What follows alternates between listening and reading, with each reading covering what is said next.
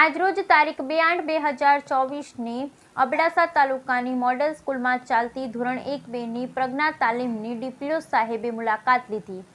જિલ્લા પ્રાથમિક શિક્ષણ અધિકારી શ્રી ભૂપેન્દ્રસિંહ વાઘેલા સાહેબનું બીઆરસી સાહેબ શ્રી એલટી જાડેજા સાહેબે તેમનું પુસ્તકથી સ્વાગત કર્યું। મુન્દ્રા તાલુકાના પ્રાથમિક શિક્ષણ અધિકારી શ્રી ઉમેશભાઈ રૂંગાણી તેમજ લખપત તાલુકા પ્રાથમિક શિક્ષણ અધિકારી સામંતભાઈ વશરા સાહેબ શ્રી તેમજ આઈડી કોર્ડિનેટર શ્રી વિષ્ણુ સાહેબ, અબડાસા તાલુકાના પ્રાથમિક શિક્ષણ અધિકારી શ્રી હાજી હુસેન હિંગોરા સાહેબે તાલીમને અનુલક્ષી માર્ગદર્શન આપ્યા હતા। અબડાસા તાલુકાના શૈક્ષણિક મુદ્દા અને તાલીમ બાબતે ડીપીઓ સાહેબ શ્રી માર્ગદર્શન આપ્યું હતું। શિક્ષક ઘટ બાબતે ચર્ચા કરી અને સમગ્ર અબડાસા અને કચ્છનું શિક્ષણ માટે માર્ગદર્શન પૂરું પાડ્યું। Bureau report Rameshbhai Bhanushah. ભૂપેન્દ્રસિંહ વાઘેલા, જિલ્લા પ્રાથમિક શિક્ષણાધિકારી કચ્છ। આજરોજ અત્રે નલિયાની મોડેલ સ્કૂલ ખાતે ધોરણ 1-2 પ્રજ્ઞા અભિગમ અંતર્ગત અમારી સમગ્ર અબડાસા તાલુકાના શિક્ષક ભાઈ બહેનોની જે તાલીમ હતી એ તાલીમ અંતર્ગત આવવાનું થયું। એના ટીપીઓ શ્રી હિંગોરાજી અને બીઆરસી શ્રી રઘબીરસિંહજીએ સાથે મળી અને સુંદર આયોજન કર્યું છે અને લગભગ તાલુકાની બધી જ શાળાઓમાંથી આપણા શિક્ષક ભાઈ બહેનો તાલીમ લેવા માટે આવ્યા છે।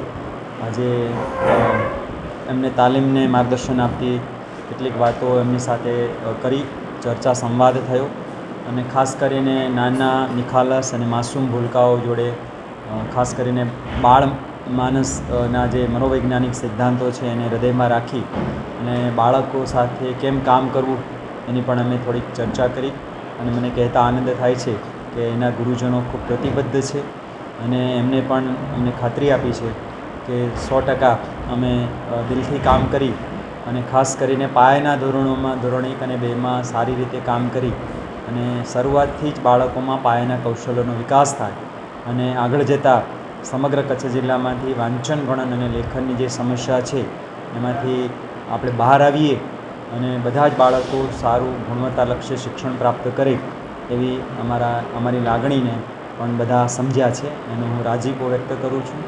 સાથે સાથે આપના માધ્યમથી કહેવાની તક મળી છે ત્યારે હું સ્વીકારું છું કે કચ્છ જિલ્લામાં લગભગ 11થી 12% જેટલા ગુરુજનોની ઘટ છે, પરંતુ નામદાર સરકારશ્રી, શિક્ષણ વિભાગ અને વહીવટીતંત્રના માર્ગદર્શન નીચે આવનારા દિવસોમાં આ અંગે સુંદર વ્યવસ્થા અને આયોજન થઈ રહ્યું છે અને ખૂબ ઝડપથી આ ઘટ પણ પૂરી કરવામાં આવશે।